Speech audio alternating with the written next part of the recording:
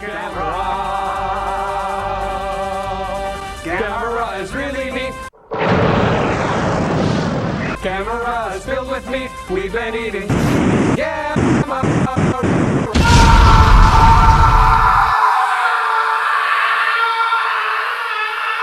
Welcome, I'm the Kaiju no Kami, and tonight's review is, well, I don't know yet.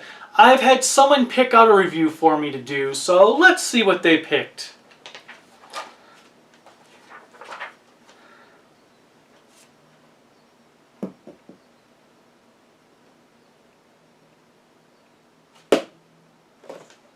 Another Gamera movie?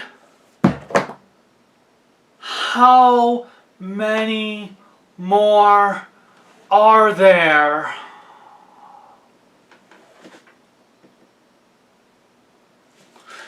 So yes, apparently tonight's review is Gamera, Guardian of the Universe.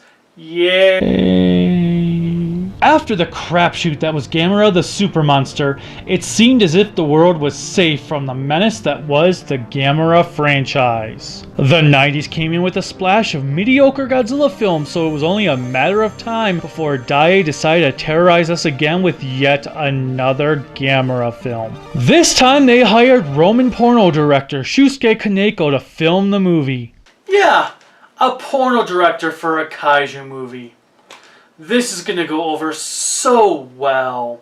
He does know he isn't directing that type of a monster, right? So anyway, the decision was to bring back the Gyaos to battle Gamera, but this time it would be a brand new update to the original 60s film. It is worth noting that the suit actor for the Gyaos is actually an actress named Yumi Kanayama, as Kaneko wanted the Gyaos to have more of a feminine emotion to it. Oh great! A porn director wanting a female to play one of the monsters. How subtle. The production of this movie is starting to sound worse the more I go along. So maybe I should stop and just move on to the movie itself. Yeah, let's do that. Our movie begins with a group of naval ships stopping as one of them hits what appears to be an atoll in the depths below. Here we meet Naval Officer Yonomori Yashinori, played by Tsuyoshi Ihara. One of his officers... Hey, wait a minute! Is that Akira Kubo from the Godzilla series? それが干渉の方から勝手に離れていったようなんです。 Why, yes! Yes, it is! What are you doing here, man? Did you forget where Toho Studios were and accidentally walked into Daiei's offices by mistake? 動いた。機関が停止していたんじゃないのか。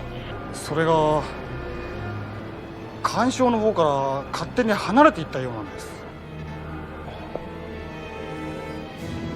ただし別名あるまでは罪のある戦争への立ち入りは禁止する。動いた。 So the atoll floats away, and from there we are introduced to the Kusanagi family, Naoi and his daughter Asagi. Akira Onodera portrays this insurance employee, while his daughter is played by Ayako Fujitani, who is also the daughter of Hollywood action star Steven Seagal. Yonomori informs Kusanagi of everything that occurred and wishes to join him on the firm's investigation of the atoll without success. 八島海上保険の漂流干渉調査に自分も参加させてください。海上保安庁の方が民事に介入してもいいんですか？初動調査にも参加できず悔しいんですよ。 As such, he pays a visit to the man at his home and cooks the duo dinner to bribe him. 米森さんに食事の支度お願いできて助かっちゃった。長期休暇で暇なんで家事手伝いをさせていただいてます。金にならない仕事ならあるぞ。太平洋ですか？明日からだ。 Meanwhile, an ornithologist named Mayumi Nagamine is being questioned by Police Inspector Osako after a strange incident occurred on an island her professor was studying on. 珍しか大きなヒナが発見されたとか。それで先生たち調査に出かけたんですが連絡が取れなくて。島で何かあったんですか？一昨日消息を絶った船員が最後の通信で鳥と。 Nagamine is played by Shinobu Nakayama, while Garo fans might recognize Yokijiro Hotaru as the man who played Gonza. They head over to Himagami Island to investigate the strange occurrence only to find it in ruins. There, Nagamine decides to go Jurassic Park on a giant pile of bird droppings they come across. That is one big pile of shit. 平田先生のです。 She discovers Hirata's crappy belongings, and soon they see a giant bird-like creature flying overhead. They chase after it, and the only thing that saves them from being devoured is the flash on Nagamine's camera.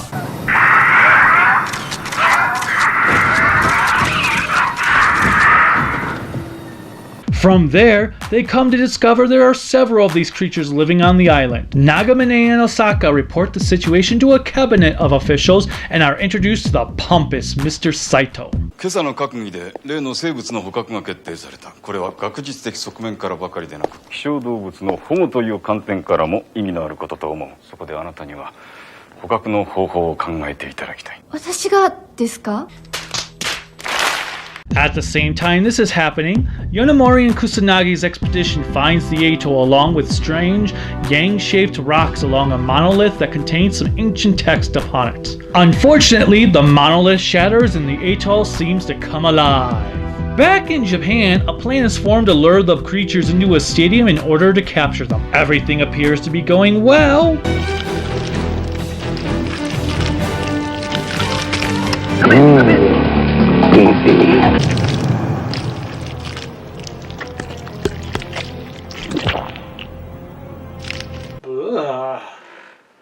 I think I'm gonna go vegetarian from this point forward. At least it was, until the military shoots the winged beast with tranquilizers and one of them gets away due to the dome not being fully shut. The giant atoll monster emerges from the sea and kills the beast that tried to get away before making his way to the stadium.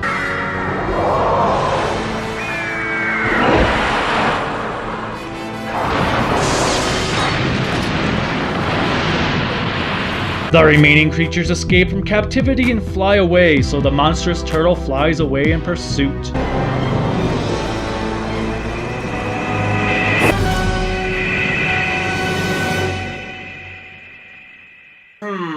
Hold on one second here. Let's get my calculator. Okay. So, giant turtle monsters rampage, we're gonna say is 800,000 yen. Plus, giant bird abomination's dinner bill is probably 1,000,000 yen. And then Saito's response, which is priceless. 攻撃は武力行使が認められるのは防衛出動の場合に限られています。その場合でも相手による攻撃が行われなければこちらが攻撃することは許されない。 Actually, I like this response. Sure, it is a realistic response in an unrealistic manner, but it's because it's realistic and it does give what this situation would actually entail in the real world. Yeah, of course everyone would just forgive Japan if they used armed forces against a giant monster destroying their nation. But still, seeing this out there is something different from what you usually see in kaiju movies, as is the next upcoming news report that we get. 怪獣に対する自衛隊の攻撃を承認する決議案が提出されました。して審議され、決議され次第、日本で初めての本格的な実践が展開されると思われます。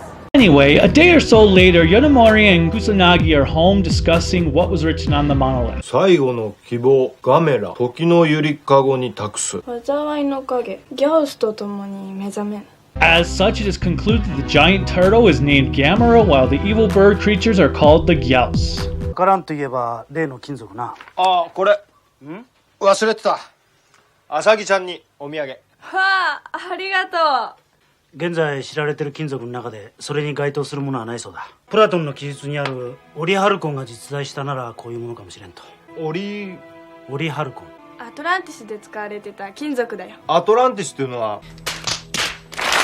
Unbeknownst to everyone at this point in time, the medallion bonds Asagi and Gamera together as proven later on, when Gamera receives a terrible bruise on his hand for saving Yonemori and Nagamine from the last remaining Gyaos. And then again a little bit later on, when Gamera's arm is sliced in the battle against both the Gyaos and the military.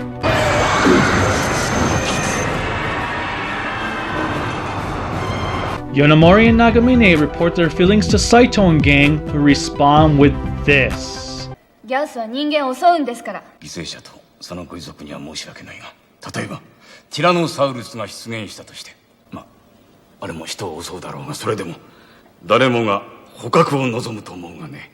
Hey, dude, we kind of already had that, and this was the result.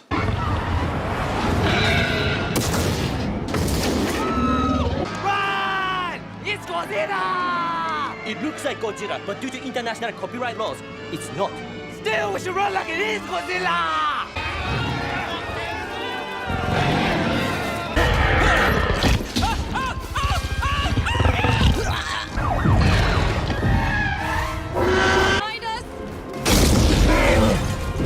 The movie proceeds to get all sciencey on us as we learn the Gyaos are man-made creatures. Asagi has been given the role of a priestess to Gamera, and global warming is the cause for the Gyaos' emergence. Thanks, Obama. Gyaos decides he wants to train himself to like the new Tokyo diet and dines in.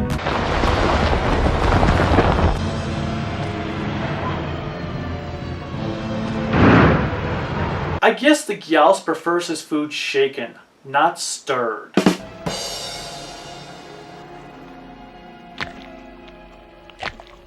An attack is initialized during the daytime in hopes of killing the Gyaos then, but it is all for naught as the military causes more destruction to Tokyo than they do harming the Gyaos.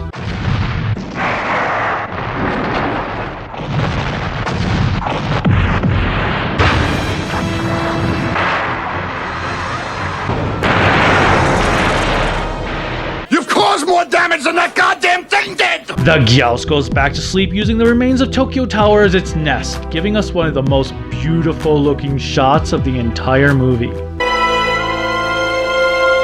Asagi and her dad arrive in Japan just in time for her to help Gamera in the final confrontation against the Gyaos.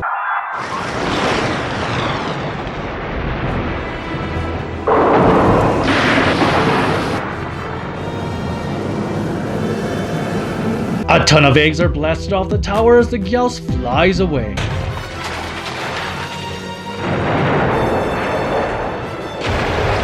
And there you go, a perfect scrambled egg.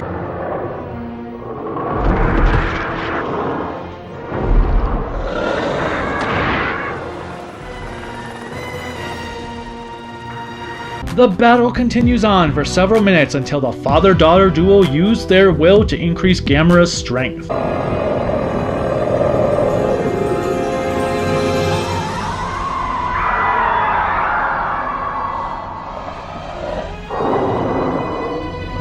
Doing so blows the Gyaos' mind before his body explodes across the ruined landscape.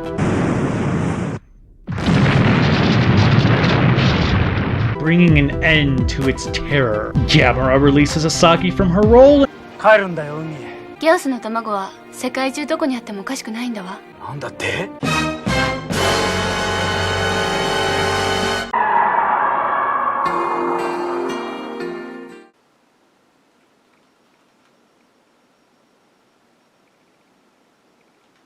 A Gamera movie that was actually good. Damn! This was one kick-ass movie. Who would have ever thought that a Gamera movie could be so damn good? Not only was this movie good, but it puts all of the Godzilla movies that recently preceded it to shame. Everything about this movie feels so lively. Except for those guys. Those guys are totally dead. As are those guys. And those ones. Those ones are dead too. Man, a lot of people die in this movie. The plot takes cues from the original concepts that went behind Gamera's creation, and finally puts that wasted potential to use. It utilizes the full extent of Gamera being a creature of Atlantis, and adding Gyaos to that mix was one of the smartest ideas anyone could have ever come up with. They are ancient creatures. One a mistake that turned against its fathers, while the other being the only thing that could stop them, adds some new depth to the Kaiju genre that has been sorely lacking. It gives a backstory and development to where there was none before, which is to the movie's benefit. It also builds on a history that could be utilized in its later sequels. The characters may not be the greatest characters ever grace a kaiju movie, but they sure as hell stand out among some of the best. You can fit them into the normal archetypes as the good man wanting to fix his mistakes, the father who knows best, the daughter who wants to help, and the scientist who tries to figure out the root of the problem. But it is how they interact with each other and how they bring their best experiences that sets them apart. Yeah, sure, the acting can be a little so-so from some of the characters, especially from Asagi, and there are a few bits of questionable dialogue. いつか怪獣のいない東京を案内するよ。 Nevertheless, these are some of the best characters to grace the kaiju genre since Godzilla vs. Biollante. It is also nice to see a Gamera movie again that features no little children. All of these people are really likable, and all their situations and decisions make sense, even Saito's despite coming off as an ass. Well, except for the taxi driver. He was a horrible person, and I can't believe he was willing to risk his job for a girl.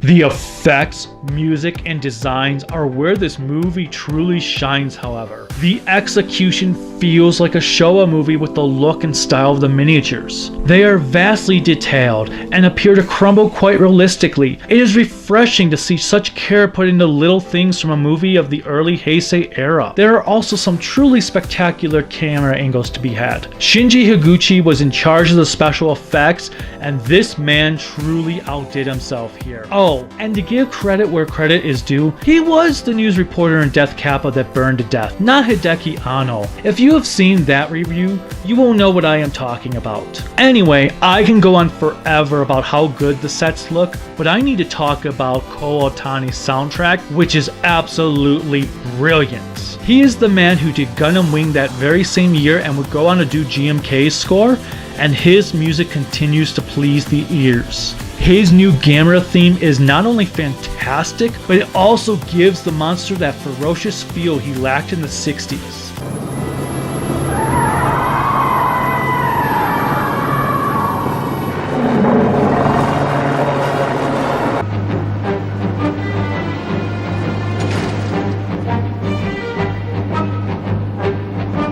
Finally, there are the monster designs, which are reminiscent to their Showa counterparts and yet bring new life because they look like they are truly alive. The Gyaos look extremely frightening from their beady little eyes to the motions their mouths make, especially when eating. I love how they grow throughout the movie and the remaining one ends up being as big as Gamera. The updated origin to their species also brings a new element to the table not discussed before. Nevertheless, it is the update to Gamera himself that is truly outstanding. He retains all the features he had in the Showa era, as you can clearly tell he is Gamera, and yet the new additions to him give him the appearance of a monster. I love the spikes that stick out of his elbow he used on the Gyaos, and the amount of emotion in his face remains, just without the stone-tired look he would often have during the previous series. Having him shoot out fireballs instead of just a standard fire breath also gives him his own identity. Guardian of the Universe redefines the Gamera mythos and turns him into his own monster rather than being just another Godzilla knockoff. Kaneko has done an outstanding job of giving us one of the most delightful kaiju movies the world has ever seen, especially in 1995. Hell, even Roger Ebert gave it high praises. I'm glad I saw it, I enjoyed it, and so I have to give a thumbs up. In the end, this is not only a must-watch kaiju movie, but it is a must-own one. I cannot wait to get to its sequel. Until then, bye.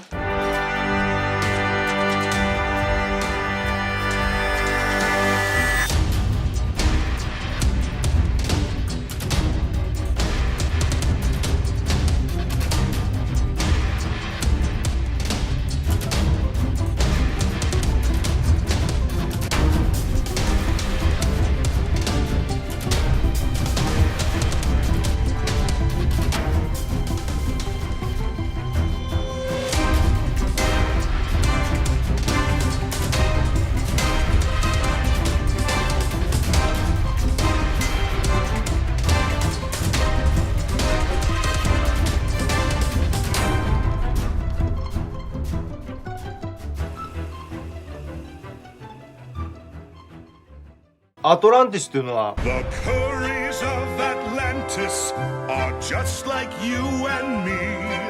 The only major difference is that they are royal